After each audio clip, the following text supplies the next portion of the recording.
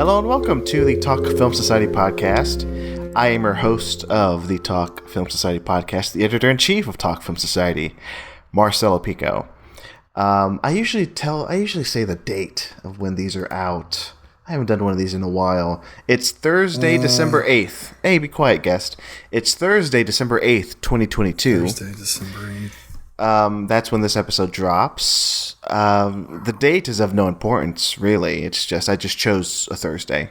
I'm looking at my phone, and it's not that day. No. Well, remember, guest, because I haven't introduced you yet. We normally record these, and whatever day we say we recorded them on, people are listening to them on that day.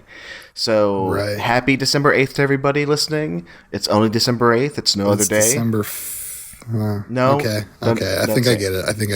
You think you We're get playing it? pretend. I'm playing pretend. Sorry, I forgot to take my comedy mask off. Oh, well, put that comedy mask back on because, folks, for this special episode, it's a special day because the Talk Film Society podcast is back after a hiatus. I'm bringing it back because, hey, we got to talk about awards, right? We got to talk about awards. We gotta. And to talk about... Let me introduce you. To talk about awards with me for now and for weeks to come, possibly, is Marcus Irving. Hello, Marcus. Hi, Marcelo. What's up? Ready to podcast with you about awards. I'm excited about awards. I love awards. Awards. Okay, so here's what's going on. Yes, we're talking awards. This episode, we're talking the best actors of 2022 in film. Okay? It's all leading towards the 10th annual Talk Film Society Awards. Okay? I'll do the quick spiel here, and you'll hear me talk about this for the next 15 weeks, possibly, whether it's online or in podcast form. So, 9 years ago, I started the Talk Film Society account on Twitter. It was called the Tweet Film Society, right? Where I poll people on Twitter and ask them what the best of the year was. You know, I've done that I've done that 9 times on Twitter, right? It's the 10th annual, which is really the 9th anniversary. That's how the math checks out. So, in honor of the 10th time doing this, poll, where we pick the best films of the year, we nominate the best films, actors, everything, all categories, like the Oscars. In honor of that, we're going to do this podcast series talking about the season of 2022, the award season, and also just the Talk Film Society Awards over the last 9 years, right? That's kind of what I want to do here. Marcus, right? Does that sound good to you, Marcus? Sounds great to me, Marcelo. I'm glad to be celebrating our legacy. Yes, this is what we leave behind to our children, okay? From the early days that I was just a fan of the Twitter account, voting in all the polls in the Talk Film Society seal of approval to give films, and then the later day, and then the mid days when I got hired to the website and paid the big bucks to write a lot of articles and do some podcasts, and then the later days where I stopped writing and we just do podcasts now. Yeah, it's all been fun to do. It's all been a fun thing to take part of. 10 years. Jesus Christ. Yeah, so I'll say this, and also thank you, Marcus, for... Did you vote in the first one, in the first poll? Do you know what that was? Because it's possible. I doubt it. But. I mean, I see the results of the first poll I did. They were released on Twitter on February 23rd, 2014. Wow. So if you voted for like Wolf of Wall Street, or what else was nominated that year? Her, Frances Ha, Gravity, 12 Years a Slave. They came together. I remember that one. Yeah, so if you know, you could have voted in that poll. Actually, I have the record still. Like, I have all this saved. I could look up your name and see what you voted for. Really? In the first... I thought it was like Twitter. I thought it was like... What was it, like a Google Doc thing? It's always been a Google Doc. Yeah. Well, okay. I guess I thought it was a Twitter poll. I guess some. Okay, here. Let me give you some background. You and the listeners. Yes, I've been doing it all by myself. The tabulating of the ballots. Okay, it's always been this way. Okay, 2 rounds of voting. Oh, similar to Marcus. You okay? Sounds like you hit your head on something. No, I was getting confused. Never mind, I get it now. You're talking about the TFS Awards, yes. Yes, the TFS Awards, the Talk from Society Awards. Okay, I just realized you thought we were talking about the seal of approval, which correct. Is yes, it's a whole separate thing, which only happened for like 3 years, well, not even that long, and then quickly abandoned. Yeah, I remember rallying to try to bring it back. And that failed. We're talking the Talk from Society Awards, which is similar. There's polling involved. There's people's opinions coming in, but this is for just us copying the Oscars. So 2 rounds of voting. Yeah. First round picks the nominees. Second round, you pick the winners from the nominees. And it's always been on a Google Forms sheet, and I've saved like the last 9 times I did this. They're all saved on Google Sheets. So maybe in a future episode we explore my old votes. I mean, I could easily look it up now. And maybe by the end of the episode, I think we're gonna need an episode to fill in. Okay, fine. Yeah, that'd probably be good for. You know what? I shouldn't be trying to add more things to this episode, this first one, because we're going to be talking about a lot of things over the next few weeks, hopefully. So, First things first. The 10th Talk from Society Awards are going to be held on Sunday, March 5th, 2023. Okay? The date is there. It's a week before the Oscars. Marcus, I do not know what I'm going to do for the 10th one. It should be something special, right? I mean, I don't know if I'm just going to announce the winners again on Twitter or do like a live stream or something. I don't know. Do a vote between the 10 winners? That's what we always do. What are you talking about? Oh, I see. The 10 between previous the 10 winners. Past winners, yes. Okay, well, that'd be kind of difficult because we wouldn't know the 10th winner until... Yeah, well, you can do it later. Well, no, that doesn't help me at all. I'm trying to figure out what I'm going to do the night of. Like how? Vote out the 10 past winners. I mean, that's okay. Fine, that's a good idea. I can write that down. Or tweet out the votes. We can do that on the Oscars ceremony recap. Okay. Anyway, that's March of 2023. We're in December 2022. We're here to talk about the best actors, okay? We're talking about the nominees, or the potential nominees, I should say, from this past year. Get people talking about awards, because nobody talks about awards ever, right? I mean, it's we're the first ones to do it. Yeah, and we're the first ones to like bring it to the people. We're like, we want to know your opinions too. Yeah. We're like the only ones these days doing that. Exactly. So... We're just going to get your minds racing here. We're going to start your journey, listeners, of like coming up with a ballot to vote in the Talk from Society Awards. Okay, that's what I want your brain juices doing. Thinking about that sweet ballot you're going to turn in. By the way, first round voting begins the end of this month, late December. We'll tell you more information later, but for now, go to talkfilmsociety.com/TFSAwards. For general info. I mean, you'll find updates there. All right. Who do you got, Marcus? Who are the best actors of 2022? Oh, how about this? Okay, there's 2 ways we can do this, Marcus. Yeah.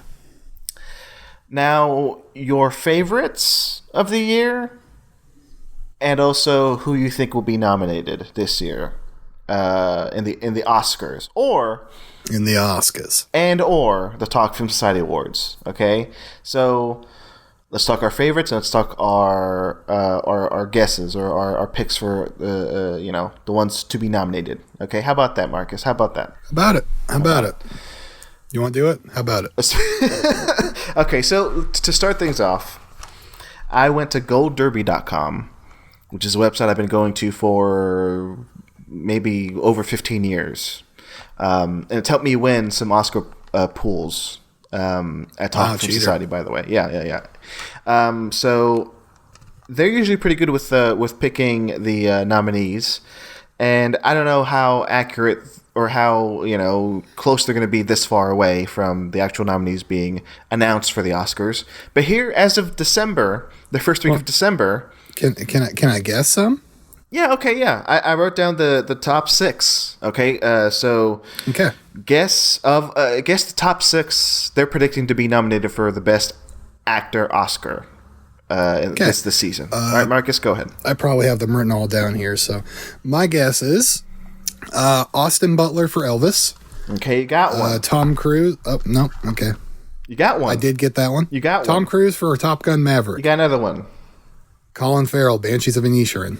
You got another one. Bam. Daniel Kaluuya for Nope.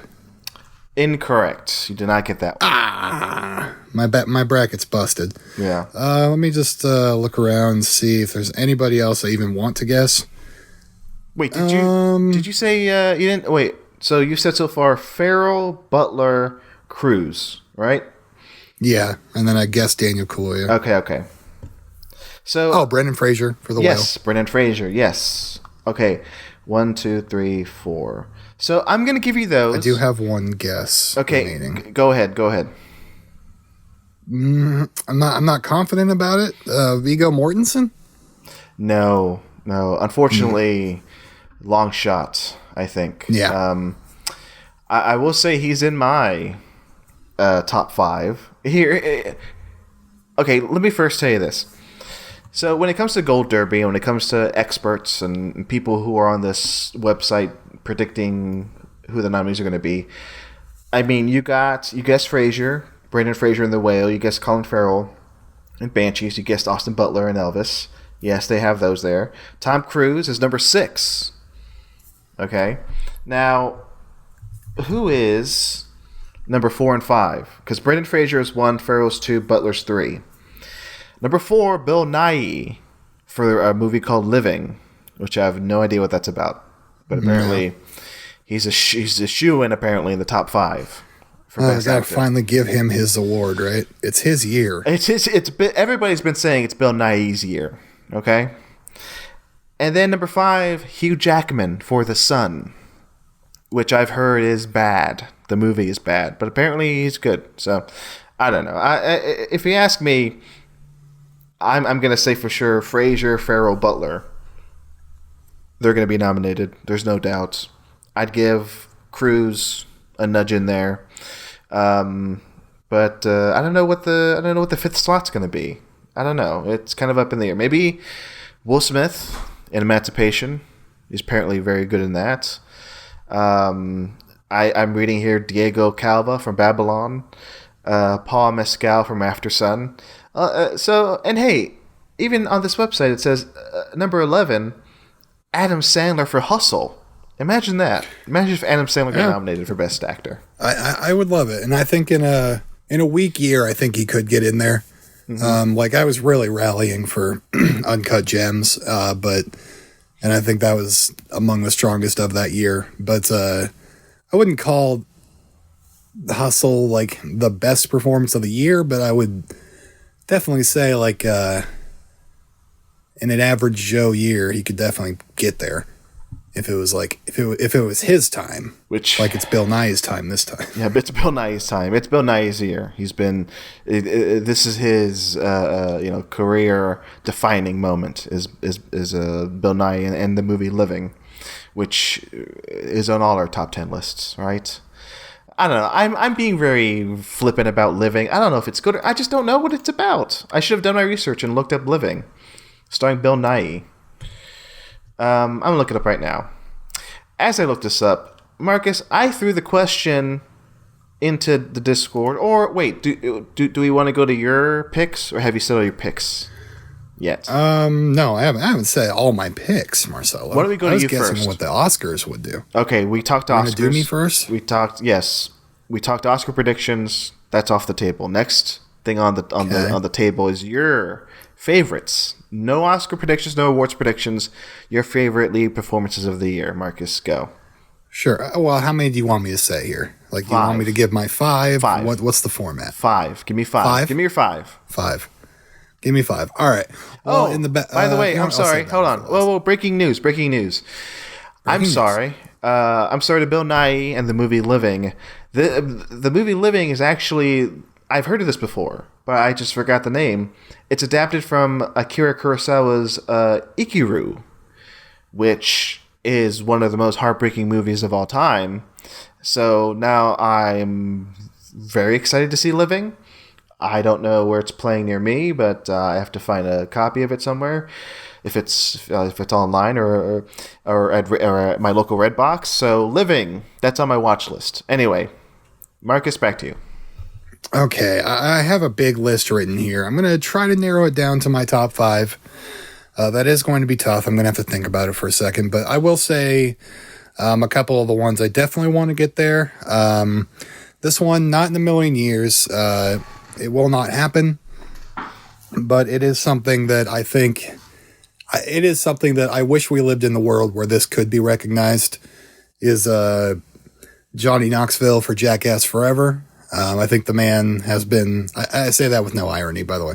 I think the man has been putting his body on the line for our entertainment and doing it excellently for the last 20 years. And I appreciate it. And I think in Forever, he does some of the stupidest shit he's ever done. And I was thoroughly entertained by that film.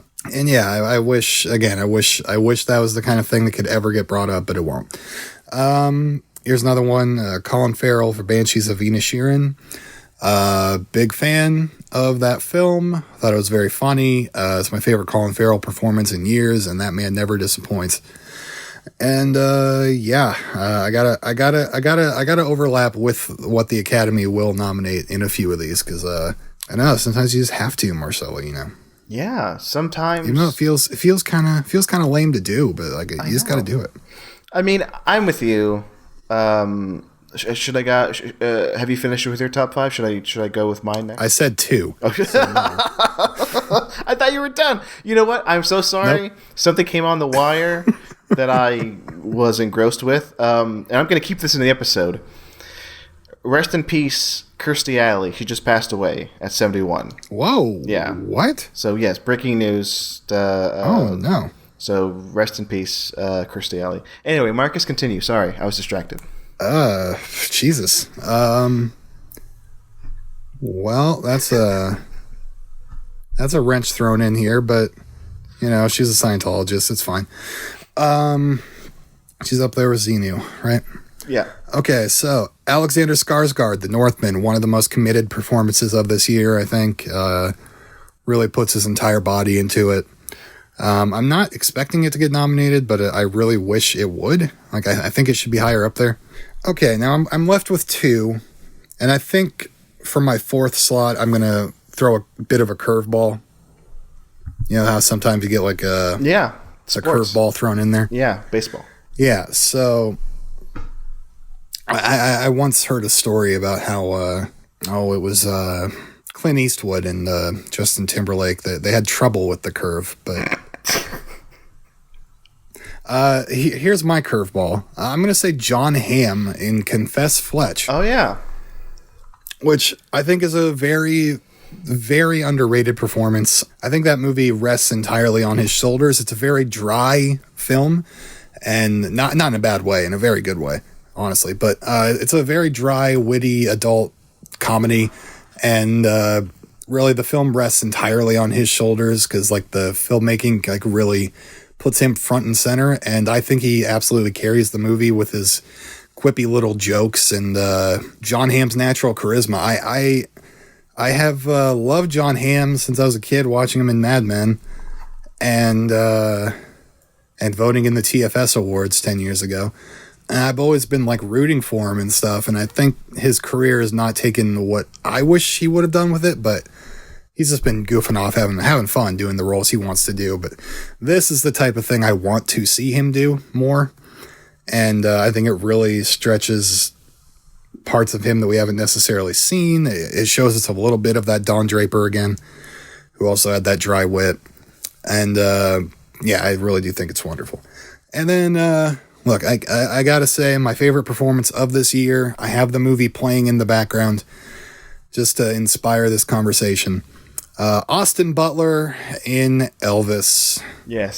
Speaking of committed performances with Alexander Skarsgård, Jesus Christ, he throws his entire body into it. He becomes this man, this legend that the film needs him to be. The movie is more of a glorifying take on Elvis the man, and I think he fills those shoes perfectly. He has this great, beautiful baby face that you just sympathize with, and he does the singing and the stage performance just so wonderfully. I cannot wait until the restored version lets us see longer versions of the concerts, and everything in between too. I don't think he goes too far. I think he plays it pretty damn note perfect, which is even more especially noteworthy for being across from Tom Hanks, who's just hamming it the fuck up, and he can still somehow be kind of down to earth with his performance. And I'm not shitting on Tom Hanks. I would probably also give him a Best Supporting Actor nod. We'll see. Yeah. But yeah, Austin Butler, absolutely my favorite of the year. I would vote for him if given the chance. And I hope he's not third place. I hope he's not. Well, if he's third place, he's nominated. I mean, he's nominated, but I want him to win. Oh yeah, you want him to win. Okay, just to make that clear, just so you understand how this works, right? You know, I also want Brendan Fraser to win. Now I think about it, never mind. We both haven't seen The Whale, by the way. We haven't, but I mean, stay tuned. I'm most likely going to see it in the next 2 weeks, and I'll give my opinion, whether online or in podcast form. Marcus, I don't know. It's going to be a limited release, I think. Hopefully, you get to see it if you want to see it. It's a very divisive movie, from what I've heard. But from everything I've heard, negative or positive, so the thing that remains clear is like he's amazing in it. Fraser's amazing. So yeah, and also just Fraser as the man. Like, they give out awards for people to, because again, like we say, like it's time or whatever. But like yeah. Fraser, I think he's about to have like a huge career comeback in a great way, and he seems like a very sympathetic person. Terrible what happened to him, and I'm glad he's back, and I'm glad he's coming back in like what looks to be like, at the very minimum, like, I mean, Darren Aronofsky's always a very polarizing director, but at the bare minimum, it should be a fascinating movie. Absolutely. I'm excited to see it. Me too. And I'm excited for either loving it or hating it, because apparently there's no in between with The Whale. So we'll see. I'll go through mine real quick. Number 5 in the number 5 slot, Daniel Craig. Apparently, they're pushing him for Best Lead Actor. And I'm like, sure. Long shots, but I would love for him to be nominated. Okay? And he's my number 5 of my personal favorites of the year.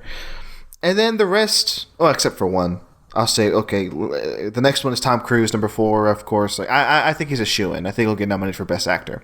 And he's legitimately amazing in Maverick.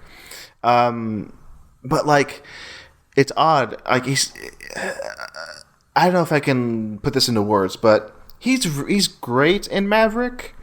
But, like, I wish it was something more interesting along the lines of, like, Magnolia or, like, Eyes Wide Shut that he's getting nominated for, right? Sure, I agree with you that. But, like, this isn't just Ethan Hunt or whatever. This is a very interesting performance. I mean, not you know what? No, it's not Oblivion or whatever. Like, this is a very interesting performance from Cruise. I mean, like it's a very multi-layered performance from him. I completely agree. But I will say, even like Fallout, I think he gives a better performance to Ethan Hunt in Fallout than a Top Gun Maverick. I'm pretty sure he was like 2 or 3 in my top. In my lead actor performances of that year when Fallout came out, Mission Impossible Fallout. Anyway, but I still think he deserves a nomination for sure. He's one of the best performances. His is one of the best of the year for me. After that, Viggo Mortensen in Crimes of the Future. There's no way he's going to get nominated. There's no way he's going to get nominated for this. No way. But I love the performance. It's weird. The choices he makes, I mean, he can only make them in a David Cronenberg movie, and it works. These two they should continue making movies until, either one dies. Viggo Mortensen and David Cronenberg. Match made in heaven. But Mortensen, amazing. I was watching that just before we recorded, again, Crimes of the Future. It's a great movie. And then the last two, of course, Colin Farrell. He, not only Banshees of Inisherin, After Yang, he's incredible in that. And even playing an Italian, he's got range in The Batman. And then Austin Butler, number one. A very sensitive Italian performance as well. Number one, Austin Butler, of course. Elvis. Marcus already said it. It's You're with me. I'm with you. I want him to win. It's his year, Austin Butler. And could you elaborate more for me on Colin Farrell? Because I couldn't find the words. Can you find them? Colin Farrell? Okay, you mean in Banshees of Inisherin? In Banshees specifically. Okay. Because I also said him, but I just couldn't find much to say other than he's very funny. Well, okay. A friend of mine, who I'm afraid might listen to this, and I'm giving her all the credit.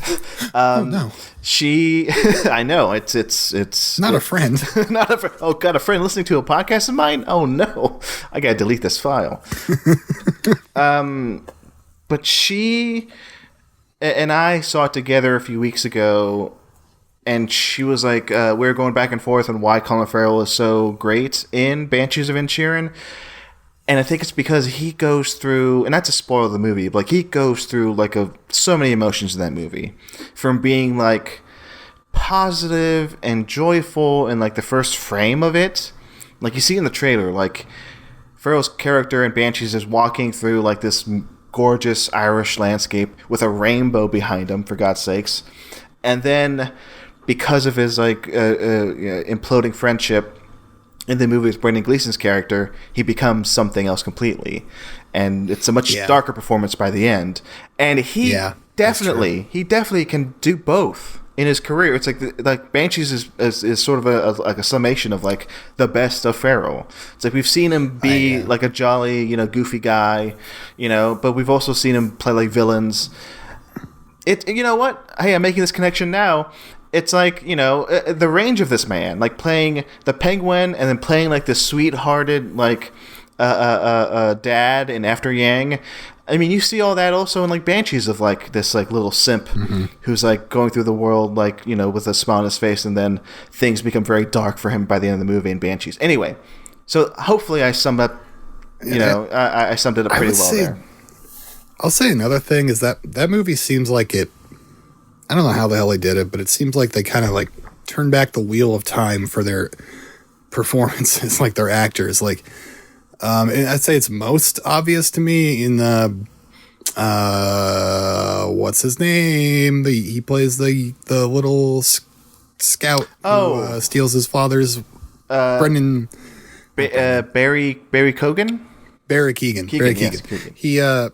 Yes, He is doing something that is I could never have imagined him being able to do. But I think Colin Farrell is also doing that same thing. He looks 10 years younger than he is, and he feels it too. He doesn't feel like a man in his late 40s, early 50s. He feels like a 30-something-year-old guy to me. Yeah. But anyway. But okay, so I mean, just to wrap off. Jesus Christ. I'm a podcaster. Just to tie this off, and before we go to Discord, because I asked the same question on Discord, are the best lead performances. Let's go to Discord first, okay? Forgive me, this is the first episode of this. I'm trying to find a structure here. Let's go to the Discord, Marcus. Let's open it up. To the Discord.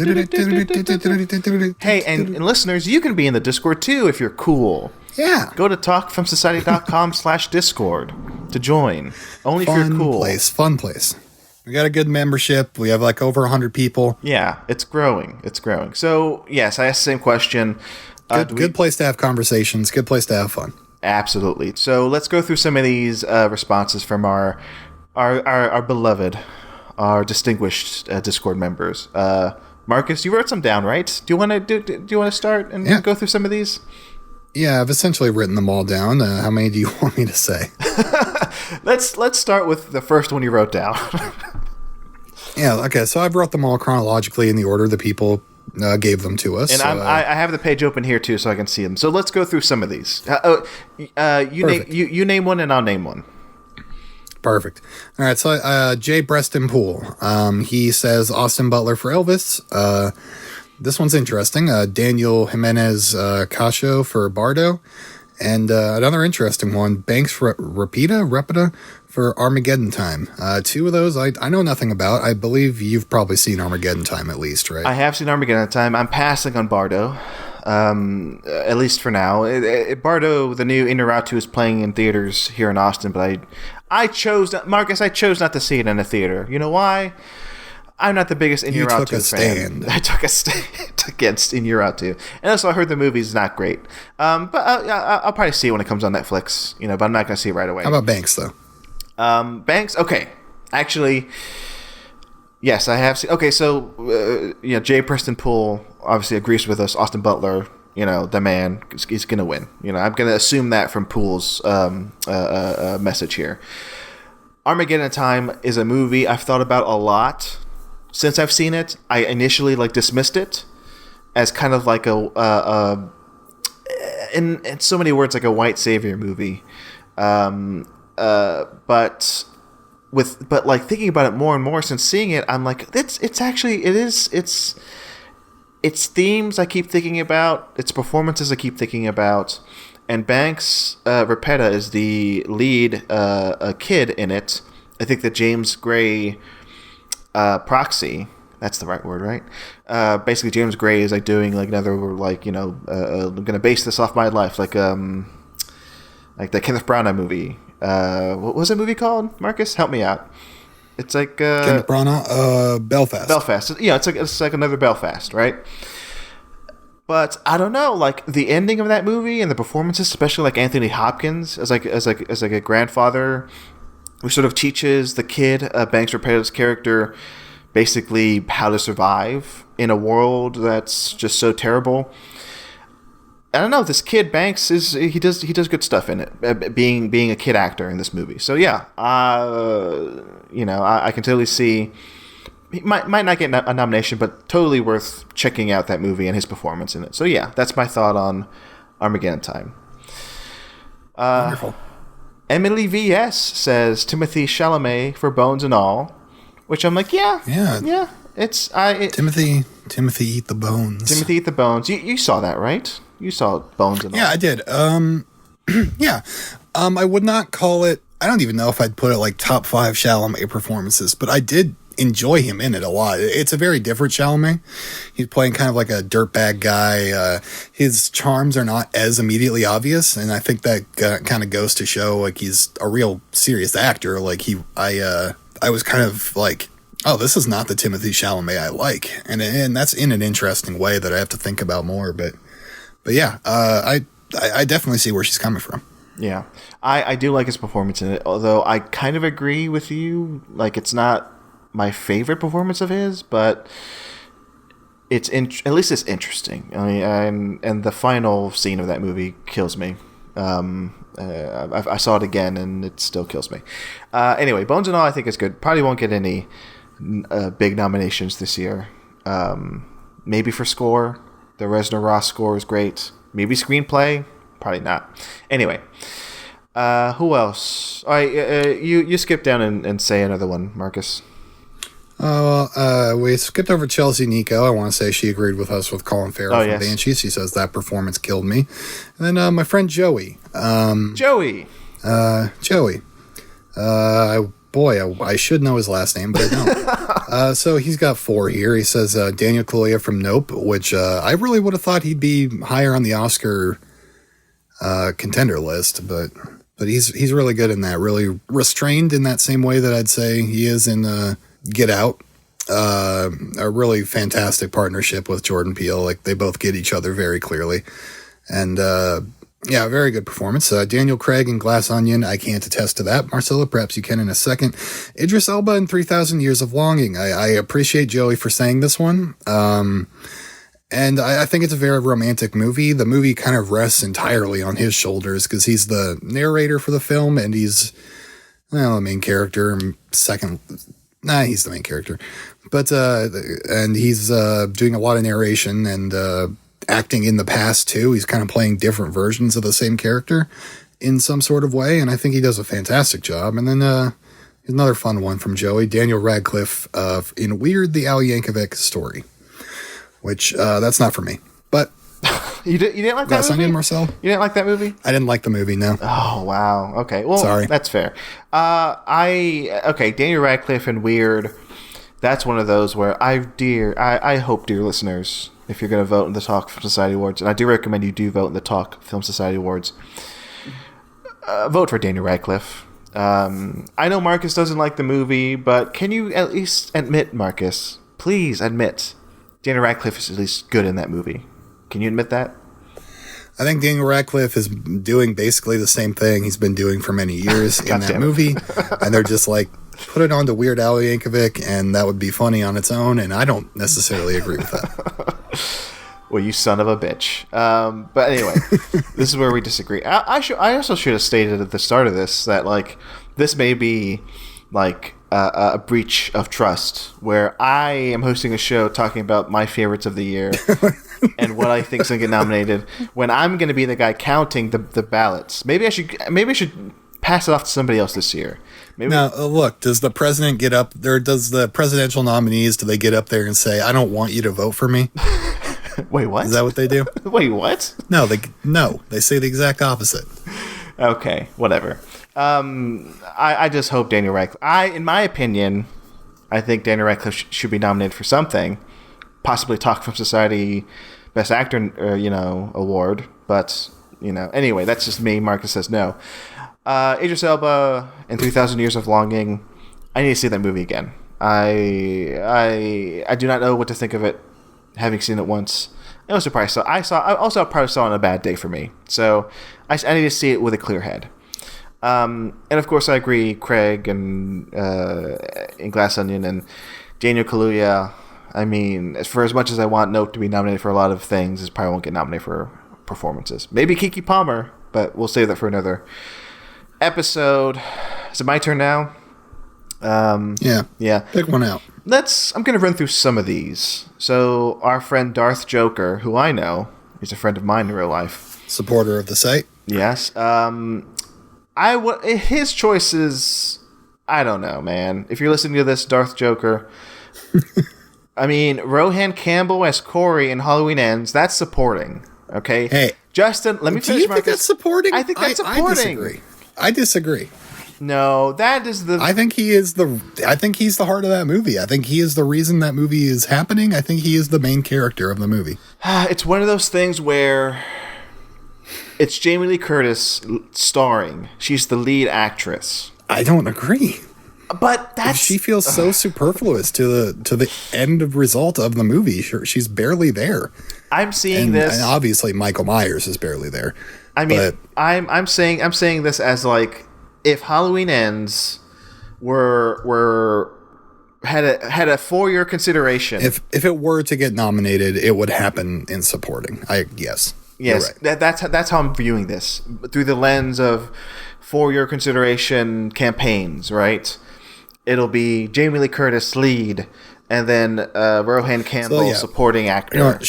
Sure. We'll talk more about him in supporting actor for that episode. Okay. Wow, you're showing your hand there. Another one, a little bit. Another one that I do not believe is lead actor. Yeah, Justin Long in Barbarian. Yeah. He doesn't come in the movie until until 2/3 of the way through. Yeah, spoiler alert. But I cannot call him the lead. Yeah. Okay. And also Kai Hu Kwan in Everything Everywhere All at Once, another supporting actor. Yeah. That one's closer to actor. Yeah, but probably the closest of any of the three, if I'm being real. They're definitely putting him in the supporting actor slot. So we will talk more about him, but that is a magical performance. Yeah, this is all just a preview for the supporting actor episode, and of course Skarsgård in Northman, which I think it is a solid performance. I didn't say this earlier. I'm with you. I do love the Northman. I think he's incredible in it. It's because like it's not a big performance that I'm not like in love with it. you know. But I think I'd call it a big performance. Yeah, I know. But, I guess big as in like I don't want to get fully into it. Maybe we'll talk more. He's doing a lot. It's a very physical performance. He's very committed. We might talk about it more when we talk about our best pictures later on. I hear Owen here says that they would argue for Keho Khan for being a lead actor, but so yeah, I guess it's all over the place. It's a matter of opinion, but also it's kind of a matter of a fact because the people who have that opinion make it a fact. And that's whoever is behind the Oscars and the for your consideration campaigns and who's and whatnot. All that stuff. It's like a category stuffing or whatever. There's a phrase for it. It's ridiculous, but that's the game, folks. And I, as the guy who counts the ballots, I normally just lean towards what the Oscars say in terms of who's eligible for what category. But it's all dumb. I do kind of want to do this where I want to. I forget what other award show has done this recently. 10 slots for actors. That's it. Maybe I'll do best actor, best supporting actor. But I mean actor as in like anybody. Male, female, non-binary. Exactly. So 10 slots, just actors. Right? I want to do that. I could see that. It's not going to happen this year, but it'll happen maybe next year if I do it, if I'm still alive. Yeah, maybe next year we get a little creative for when we're breaking off a new decade. Yeah. Okay, going through more of these. Times change. B6421. Banshees, Cruise. I like Park Hae-il in Decision to Leave. Didn't even think about that performance, but it's an excellent performance in Decision to Leave. And he also names the two leads in RRR. Yes, N.T. Rama Rao Jr. and Ram Charan. Yes, which like I'm anticipating a lot of surprises. I say surprises. Yeah, I agree with you. I think to the normies. I think it should get a lot of technical awards. Yeah. And I'm with B6. I didn't end up naming, but I did really want to name. Ram Charan specifically in RR, very, very badass performance. I did enjoy it thoroughly. Marcelo has recently made me rethink my opinions about that film, but we can talk about that later for best director. I do enjoy picture. It a lot. Yeah. I do still enjoy it a lot, and I enjoy him especially, and N.T. Rama Rao Jr. Of course, he's very sweet, kind-hearted in that film, and they're both very.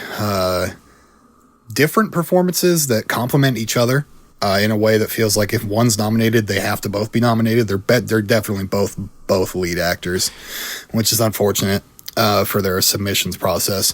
Well, I'll say, and Marcus is just trying to throw me under the bus there for RRR. I'll say we'll talk about it. We'll talk about it later. We'll talk about it later. Picture. But I'll just say I am going to be very excited when they announce the Oscar nominations and also the talk from Society Awards nominations. I'm sure RRR will sweep so many categories in terms of nominations, at least technical awards, and I'm shooting for best director. I'm sure he's going to get in there, and we'll see how many more. Maybe best picture, but who knows? All right, Sam, good old Sam Van Haren, Daniel Kaluuya, Skarsgård, Kwan, Elba, Mortensen. Good picks. Yeah, I didn't mention Mortensen, but you did. But he is very good. He's very good. Yes, I like him in Crimes of the Future. Let's go through some more of these. Sky 65Z, Skarsgård, Gabriel LaBelle. I believe that's the kid in The Fabelmans. Yeah, go ahead and talk about The Fabelmans a little bit. Down there we have. Here, I'll skip forward here a little bit. We also have Manish. He's saying a few that he just gave us first names. I don't know who he means. Okay, I got this. So Manish just says 5 names, first names. So Daniel Craig, Colin Farrell, Daniel Kaluuya. Wait, what? I think it's Daniel Kaluuya. Oh, really? Daniel Kaluuya? Okay, fine. I would have liked Daniel Craig, but I see your point. I think Daniel Kaluuya is who he meant. Manish, you son of a bitch. Put last names next time. Yeah, I tried to get some some more. Colin. What's the word? But I couldn't get it from him. Colin Farrell. I'm assuming that's Colin. Alex. Yeah. I do not know who Alex is. Who could Alex be? I think that's Alexander Skarsgård. Okay. Paul Dano. Maybe that's a guess, and that's why I went down here because he said Paul and he said Gabriel. Gabriel. If we had Peter in there, I'd know who we're talking about. But no, he says Paul and Gabriel, who I assume are Paul Dano and Gabriel, whoever from The Fabelmans, which I'll allow you to talk about. I'm excited for that film, but I have not seen it yet. Gabriel.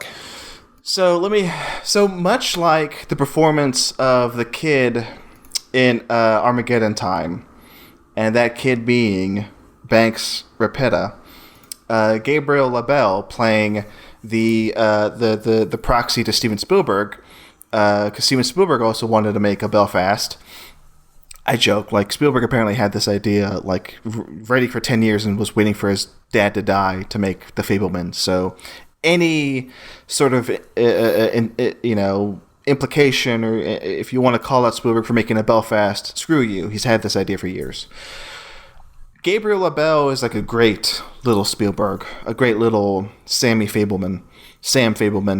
I love his performance a lot. Seeing it now twice, The Fabelmans, it's one of my favorites of the year. Those three performances, LaBelle's, Paul Dano's, Michelle Williams, fantastic. Like some of the best acting all year, right? Good to hear. I didn't put Dano in my lead actor because I think last time I checked he's in the supporting category, which is wild to me. Yeah, it's possible there's another Paul out there that we're just not thinking of. Yeah, so if Manish decides to update us on who Paul is, then we'll tell you by the end of the episode. Sky also says Nick Cage for The Unbearable Weight of Massive Talent. Yeah. And yeah, I totally agree. Very fun, very, very fun performance from him. Very as always, Nick Cage has a lot of range, and especially in this film, he's very purposefully showing it off. The film is like a sort of like a parody, a loving parody of Nick Cage's career, and he gets to revisit some of his old characters, and that was very fun. It's a very enjoyable movie. I recently saw that again. I put that on for my parents. The Unbearable Weight of Massive Talent. They loved it. And I loved it again, seeing it again. Noah Thompson. Yes. Austin Butler, Elvis, Daniel Kaluuya for Nope, Brendan Fraser for The Whale, Gabriel LaBelle for The Fabelmans, and John Boyega for Breaking. I don't know anything about this. This is a movie I should have seen in theaters. I saw the trailer. I was hooked. Is this a remake of Breaking? No. No. You mean that dancing movie? You mean Breaking? Yeah, the one that has the sequel that everybody makes fun of all the time. Electric Boogaloo? No. John Boyega's character is a veteran who has been shunned and shafted by the government, and he decides to Dog Day Afternoon a bank. And right. Drama ensues. It looked amazing. I didn't see it in theaters for whatever reason, but I see he's like he's doing one of those Hollywood Reporter actor on actors. I forget who he's gonna be with, because they announced that lineup today of like, oh, it's Kate Blanchett and Laura Dern and like all this shit. But yeah. If I were more prepared, I'd pull that list up because I want to go through that list. We've learned some lessons for the next episode. Yeah, be more prepared. Anyway, I hear he's good. Never seen the movie. Ben Miller, I want to go through his. Caleb Landry Jones in Nitram. Colin Farrell, Banshees. Park Hye-il, Decision to Leave. Jeremy Pope, The Inspection, which is a movie I'm hesitant to watch because I hear it'll wring your heart out. It's painful to watch, emotional. And of course, Austin Butler, Elvis. So some good picks there. A few more. Marcus. Yeah, Jay McMillan says Colin Farrell for Banshees seems to be our overall leader. Jim Broadbent for The Duke. Viggo Mortensen, Crimes of the Future. You got another vote there. Brendan Fraser for The Whale, and Austin Butler in Elvis. Jim Broadbent and The Duke. No No clue.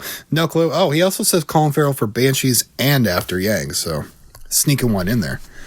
How dare he? And there's not too many. There are no more, actually. That's our end. So our friend Jesse, Jurassic Griff, he does say Kaluuya and Nope, gives another vote for Kaluuya. They're like probably our top three, I would say, are Colin Farrell, Kaluuya, and maybe Austin. Maybe. Do you have anything to say about the Duke or Colin Farrell for After Yang? I said some about Colin Farrell in After Yang. He's great in it. He plays a great dad and so kind and warm. Again, this year for him has been amazing because he's shown his full range of like playing monsters and like kind men. Who's the other one? Jim Broadbent in The Duke. I do not know what that is. I'm sorry. I apologize to Broadbent and The Duke because you got me there. No idea. Okay. Jay McMillan, you're a bigger film fan than either of us. You got us. I also don't know anything about that collab. Wait, hold on. The one I said earlier, Yeah, Caleb Landry Jones for Nitram. I don't know what that is. Nitram? Nitram. I kind of just glanced over that. Huh. Anyway. Ben Miller, you're also a bigger fan than us because we don't know what Nitram is. Yeah. We're going to have a battle between Jay McMillan and Ben Miller sometime. Okay, so to finish this off. So, okay. We've settled on it. Austin Butler's going to win the Oscar. We can say that now. Yeah, definitely. That's been proven, I think, scientifically by this episode. So I'm glad we have this on record. So December 8th, 2022, the Talk Film Society podcast has predicted Austin Butler will win the Oscar for Best Actor in a Motion Picture. The Oscar. Okay. To finish this off. That golden man. The golden man's going to win the golden man. All right, to finish this off, let's go down the list of season 17 of Variety's Actors on Actors.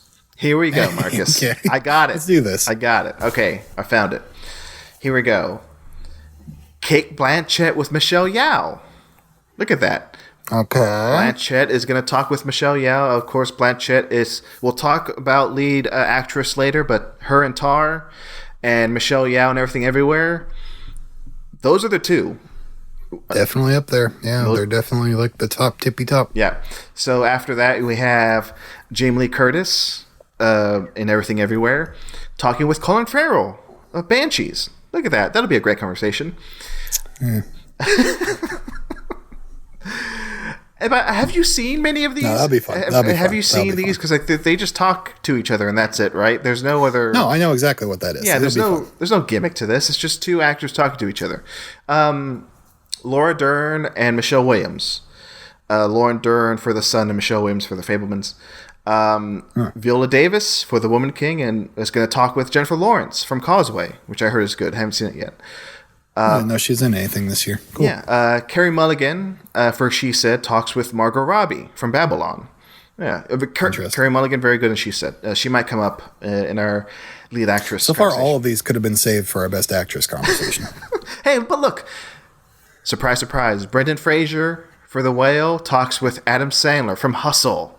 So look at that. Sandler is in the conversation. Ooh, baby, that's what I want to see. Next one perturbs me because I don't know who these people are. At least one of them. Joe Alwyn for Stars at Noon and Catherine Called Birdie, and Paul Mescal for After Sun. I know After Sun. I know Paul Mescal's supposed to be great in it. No, haven't seen fake. it. But I don't know these people. I haven't seen these movies. Sorry. Okay, next. This one's going to be fun. We should do an episode just on this. Austin Butler from Elvis talks with Janelle Monáe from Glass Onion. Oh my God. This one I'm excited for. This one I'm excited for. Beautiful. Another one actually that looks good. Kate Hudson for Glass Onion talks with Glenn Powell from Top Gun Maverick and Devotion. I'm a big Glenn Powell fan now. I like him. Kate Hudson is always fun. Okay, three more. John Boyega for Breaking and The Woman King, which he's very good in The Woman King. And Letitia Wright for Black Panther. Unfortunate. Letitia Wright. Sorry to John Boyega. Next one. Anna de Armas for Blonde and Eddie Redmayne for The Good Nurse. Interesting. That's the controversial episode. Yeah. And finally, Paul Dano for The Fablemans talks with Brian Tyree Henry for Causeway, which I heard he's great in Causeway. That's the Jennifer Lawrence picture. I like that. That sounds good to me. There you go. So most of these are going to be great. I'm going to be watching. Well, I'll be listening to the Brendan Fraser and Adam Sandler one, and I'll probably not watch any of the others. But they'll sound good on paper. What a show, folks! Thanks again for listening. We hope you got your ballots. At least start thinking about these ballots, folks. Did we help you with them? Did we? Yeah. Did we not? Either way, fill them out in 2 months or at the end of this month. Yeah. At the end of this month. December 8th. Go to talkfilmsociety.com/TFSAwards for more information. Go to our Discord if you want and be nice at talkfilmsociety.com/Discord. Go to our Patreon. We just did an episode on Harold and Kumar Go to Christmas. What's the movie? Very Harold and Kumar Christmas. A very Harold and Kumar 3D Christmas. Yeah, that'll be out soon on the Patreon. Yeah, we did a commentary over it. Yes. Very, very fun commentary. And we released a Knives Out commentary that I'm sure everybody's listened to by this point. Sure. Yeah. And Marcus, any final words, any plugs before we wrap up? We'll see you guys in the next episode. Listen to our other podcast. Oh yeah, Have a Nice Apocalypse. Have a Nice Apocalypse. Yeah. Yeah, Marcelo and I we host Have a Nice Apocalypse about the career of Richard Kelly and more specifically the film Southland Tales. And Austin Butler, hope you're having a good day. Austin Butler, oh God, you're so good. I just want you to hear that from me, Austin Butler. Oh, God. You're so good. Thanks, folks. We'll see you next time. And hey, see you at the movies. No, I never say that. All right, bye.